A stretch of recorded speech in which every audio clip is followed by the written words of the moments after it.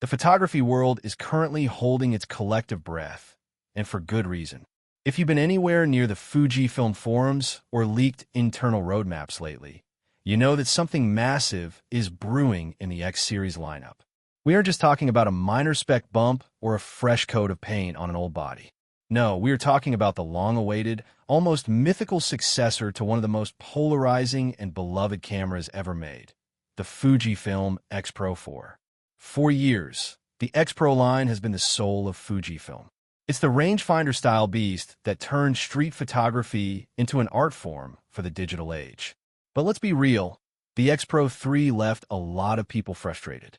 That hidden screen was a gamble that didn't pay off for everyone, and the tech inside started to feel a bit dusty compared to the lightning-fast X, T5, and X, H2. But today, the silence has been broken. New leaks from highly reliable sources have just hit the surface, and they suggest that Fujifilm isn't just updating the X-Pro, they are reinventing it. We are looking at a 40-megapixel powerhouse, the long-overdue inclusion of in-body image stabilization, and a design shift that might finally fix the biggest complaints users had with the previous generation.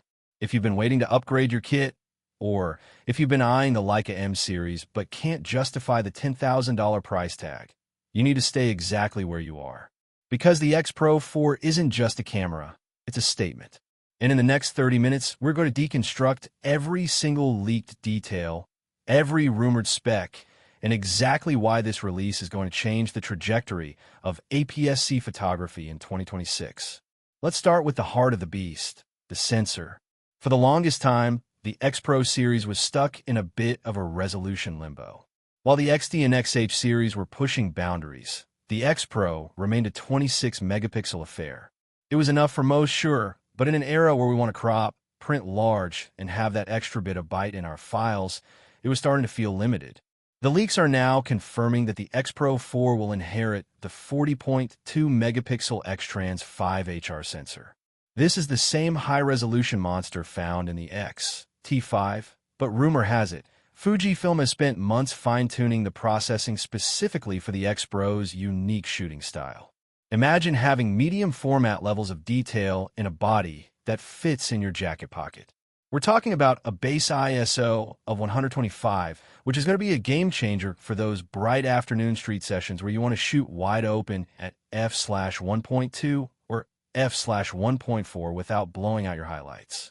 But the resolution is only half the story. The real magic comes from the X Processor 5. This chip is significantly faster and more power efficient than anything we've seen in an X-Pro body before. What does that mean for you? It means AI-driven subject detection. It means a camera that can actually keep up with a chaotic New York City street corner. It means the difference between catching the decisive moment and being left with a blurry mess because your autofocus hunted for a split second too long. Now, let's talk about the elephant in the room. The one feature everyone has been begging for, but many feared would never come because of the pure photography ethos of this line, In-Body Image Stabilization, or IBIS. For years, Fujifilm purists argued that adding IBIS would make the X-Pro body too bulky, destroying that sleek rangefinder aesthetic. But the leaks suggest Fujifilm has pulled off a miracle. They have managed to shrink the 5-axis IBIS unit from the X106 and port it over to the X-Pro 4. We're looking at up to 7 stops of stabilization. Think about that for a second. You're out at midnight, shooting a neon-drenched alleyway in Seattle. You got a prime lens on, maybe the 35mm f/1.4. In the past, you'd have to crank your ISO to 6,400 or higher just to get a sharp shot handheld.